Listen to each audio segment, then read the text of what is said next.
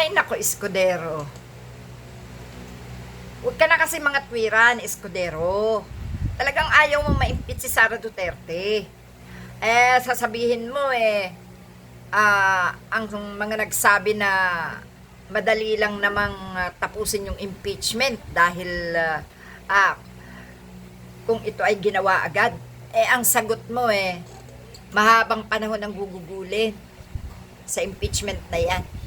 Talagang hahaba. Kasi isipin mo, February 5 hanggang ngayon, di ba pinahaba mo? Kaya humaba. Ikaw talaga masyado kang masyado kang maraming dahilan Hindi mo pa i-shortcut na talagang takot na takot ka na ma-impeach si Sara Duterte. Takot na takot ka na harapin ni Sara Duterte ang impeachment trial dahil darating ang magagandang panghahatak sa impyerno sa inyo ni Sara Duterte. Takot na takot ka, no? Bakit? Meron ka bang ginawang kabalbalan na si Sara Duterte ang nakakaalam, kaya ikaw ay takot na takot na humarap si Sara Duterte at nasa iyo ang buhay ng impeachment kung siya ba ay kailangang i-trial o hindi? Pues, no. Hindi mo man payagan na humarap si Sara Duterte sa impeachment, hindi mo man payagan na magkaroon ng impeachment, may impeachment pa rin.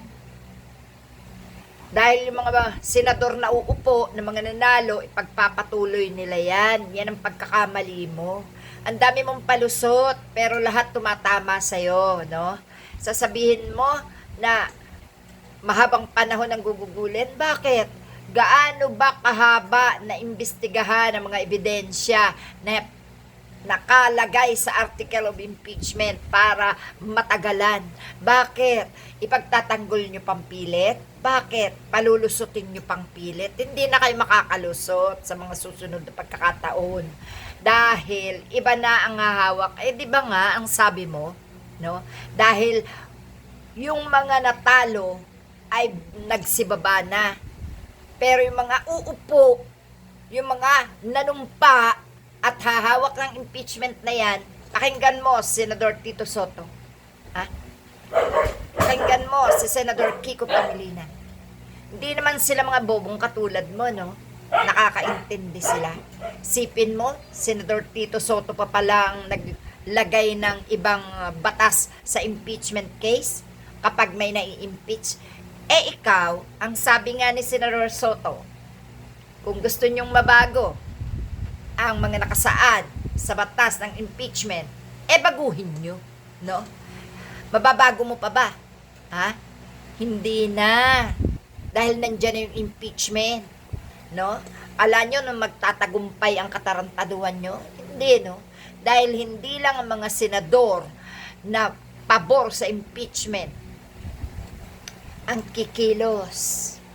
Marami pa ang kikilos, lalo na ang taong bayan, na inyong winawalang hiya, niloloko, ginagago, at tinatarantado. Hindi kami papayag niyan, Dahil kitang-kita sa mga katwiran mo na ikaw ay bias, na ikaw ay may pinapanigan, na ikaw ay pro Sara Duterte at ikaw ay anti-impeachment. Okay? Yan ang masasabi ko, ha? Galingan mo pa, ha? Escudero, ang pangangatwiran. Hindi ka makakalusot sa taong bayan. Huwag kang usbaw.